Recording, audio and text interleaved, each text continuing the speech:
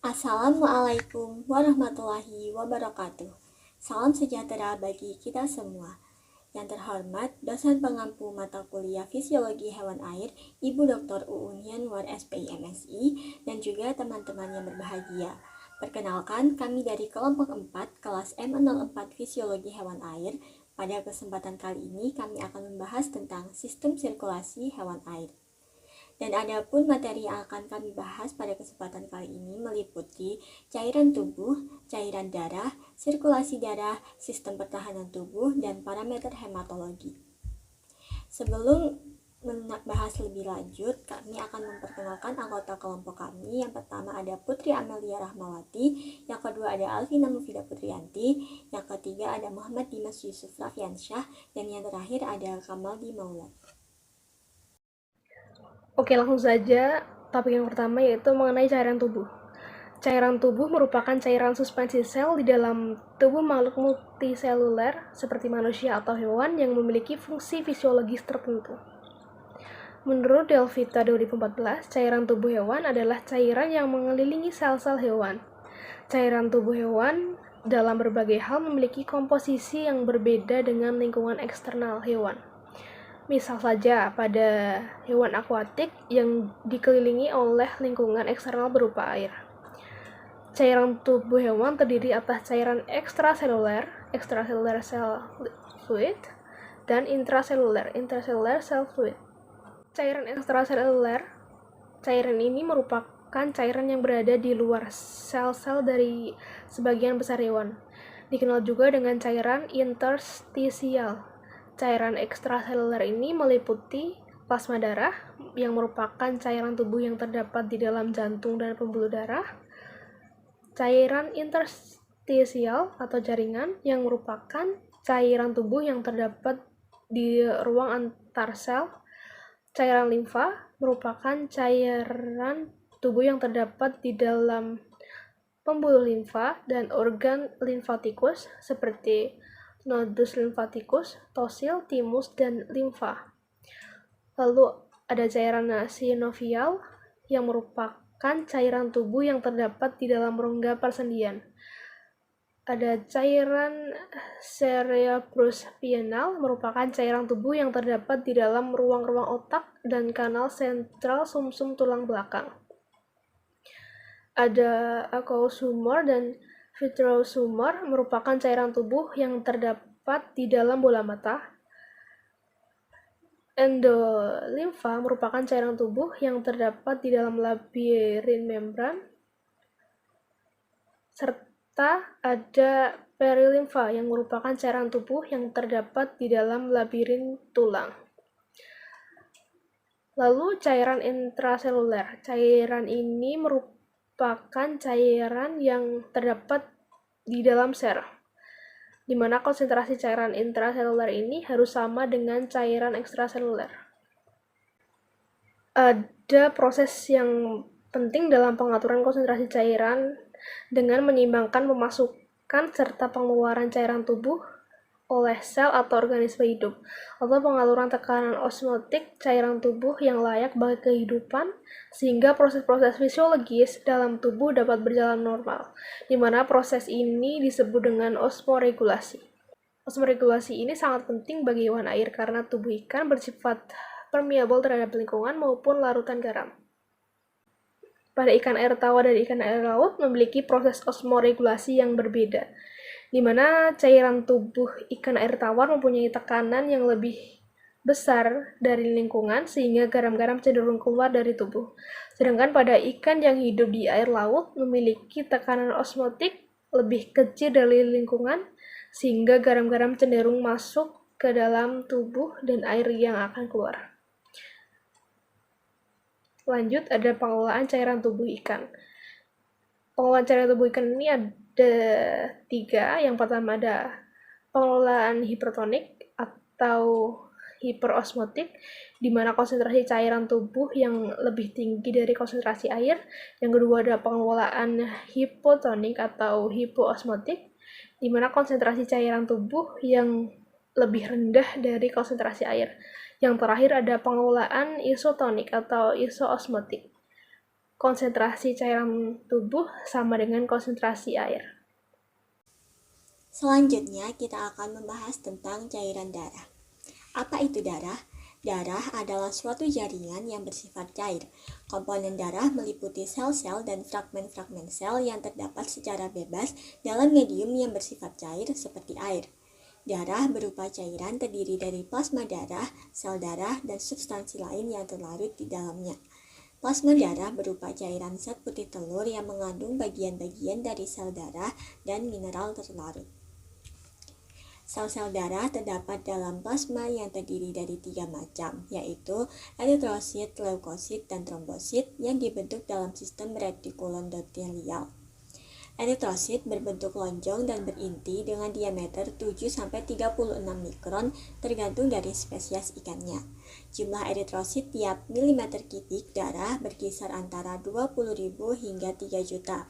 Pengangkutan oksigen sebagai fungsi utama sel darah bergantung kepada komponen Fe atau besi pada hemoglobin atau pigmen pernapasan yang terdapat di dalam eritrosit. Selanjutnya leukosit. Leukosit terdiri atas 2 kelompok sel yakni yang mengandung butir-butir atau granula yang disebut dengan granulosit dan yang mengandung sedikit sekali atau bahkan tidak mengandung butir-butir yang disebut agranulosit. Yang mengandung granula terdiri atas neutrofil, eosinofil, dan basofil, sedangkan yang tidak mengandung granula terdiri atas limfosit dan monosit. Leukosit pada ikan tidak berwarna, berjumlah antara 20.000 hingga 150.000 tiap milimeter kubik darah, dengan fungsi utama daripadanya ada di luar pembuluh darah. Selanjutnya, trombosit berukuran jauh lebih kecil dari eritrosit. Besarnya bervariasi antara 2-3 mikron yang merupakan penghasil utama dari trombokinase. Selanjutnya adalah organ-organ yang pembentuk cairan darah pada ikan. Pada embrio, saluran darah dapat menghasilkan sel-sel darah, sedangkan pada ikan dewasa, sel-sel darah masih dibentuk di permukaan saluran darah, namun pusat-pusat pembentukan sel darah lebih nampak.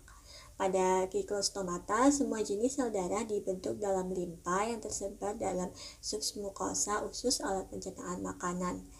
Dinding esofagus pada beberapa jenis ikan, pada bagian pulmofaring hingga bagian kardinal lambung terdapat organ limfoid yang dikenal dengan leiduk yang menghasilkan sel-sel darah putih. Selanjutnya, ginjal adalah organ yang paling kaya akan jaringan limfoid. Trombosit dibentuk di bagian mesonefrik. Pada lampei dan kebanyakan teleostei, ginjal merupakan penghasil sel darah yang utama selama hidupnya, terutama pada kepala ginjal. Pada bagian sel tulang rawan, pada kepala dari jenis Lepisosteius dan Amia menghasilkan seluruh jenis sel-sel darah. Selanjutnya, limpa ikan. Limpa ikan merupakan organ yang sangat bervariasi dari letak, bentuk, dan juga ukurannya. Limpa pada ikan Gnathostomata terdiri pada bagian korteks yang berwarna merah, pulva yang berwarna putih, dan juga medula. Bagian korteks dari limpa membentuk eritrosit dan trombosit, sedangkan limfosit dan beberapa granulosit dibentuk di dalam medula. Pada esophagus ikan hiu memperlihatkan kumpulan jaringan pembentuk limfosit. Pada ikan pari, limpa memanjang antara bagian kardial dan klorik dari lambung. Selanjutnya adalah fungsi daripada cairan darah pada hewan air. Yang pertama, dapat menjadi alat tahanan terhadap ancaman dari luar, lalu juga dapat mengatur jaringan tubuh dan menjadi pengangkut dari berbagai macam senyawa dari zat-zat yang diperlukan tubuh, dan juga dapat menjaga kestabilan tubuh.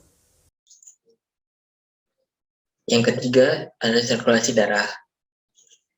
Prinsip dasar dari sirkulasi darah ada 3. Yang pertama, adanya komponen utama berupa pompa dan saluran untuk tempat mengalirnya cairan. Yang kedua adalah pompa bekerja. Pompa bekerja akibat adanya aktivitas otot yang berkontraksi atau memendek.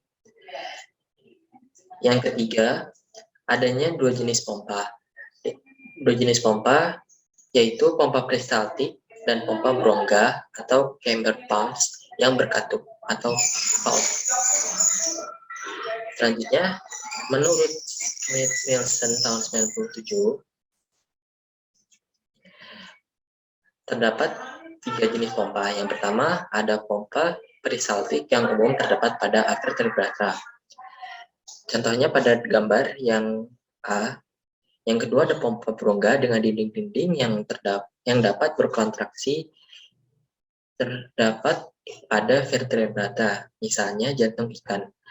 Yang ketiga, pompa berongga yang mampu mengurangi volume karena kekuatan tekanan dari bagian tubuh lainnya, misalnya pada lengan manusia. Adapun kegunaan dari valve atau katup ini ialah untuk mencegah adanya aliran balik atau backflow. Selanjutnya kita ke fungsi dari sirkulasi. Yang pertama ada mengangkut nutrien. Di sini bisa termasuk dalam glukosa maupun sebagainya. Yang kedua sisa-sisa metabolisme, misal asam laktat. Yang ketiga ada produk-produk ekskresi, misalnya urea. Yang keempat ada gas-gas, misal O2 dan CO2. Yang kelima ada hormon, misalnya adrenalin. Yang keenam sel-sel yaitu leukosit. Yang selanjutnya mengangkut panas tubuh, mentransmisi kekuatan, koagulasi atau homoestesi, yaitu menjaga keseimbangan ion dan pH dan sebagainya. Selanjutnya kita ke jenis-jenis peredaran. Ada peredaran darah terbuka dan tertutup. Untuk di terbuka umumnya terdapat pada vertebrata, dan untuk yang tertutup umumnya pada vertebrata. Dan untuk yang terbuka cairannya berupa hemolim.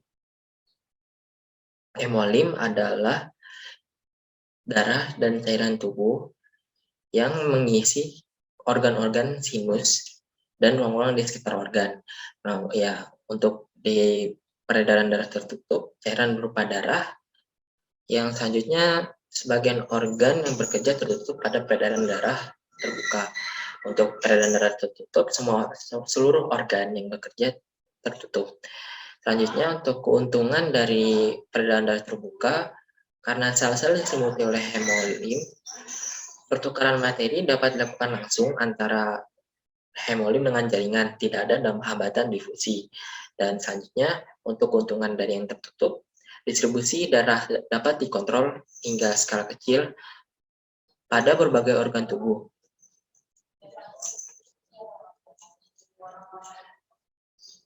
Dinding otot dapat berkontraksi dan mengundur sesuai dengan jumlah darah yang dialirkan pada pembuluh tertentu. Nah, ini adalah contoh sirkulasi pada hewan lobster. Jantung mendorong hemolim melalui arteri anterior dan posterior. Dan selanjutnya, hemolim mengalir menuju sinus-sinus, sirkuit insang ditutup sehingga hemolim kembali ke jantung.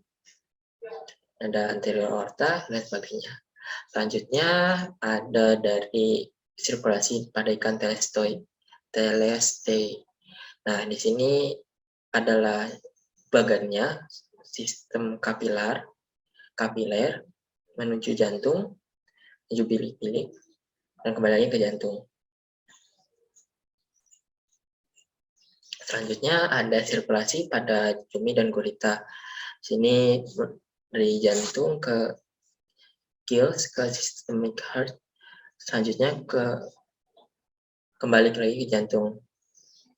Selanjutnya ada pada sirkulasi pada annelida. Sini bisa dilihat gambarnya. Yang terakhir ada pada moluska dengan spesies Annelides.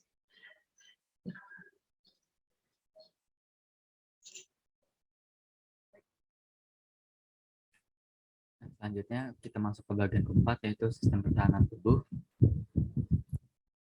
Nah, untuk sistem imun pada ikan ini dibagi menjadi dua, yaitu ada sistem imun yang spesifik dan sistem imun non spesifik atau innate immune system.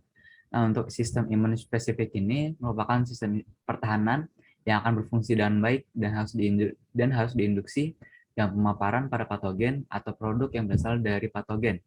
Misalnya LPS dan vaksin menurut OD tahun 2013. Nah, untuk sistem imun non spesifik ini terdiri dari penghalang fisik terhadap infeksi, pertahanan humoral, dan sel-sel fagositik, leukosit, granulosit, dan agranulosit. Menurut Ode tahun 2013.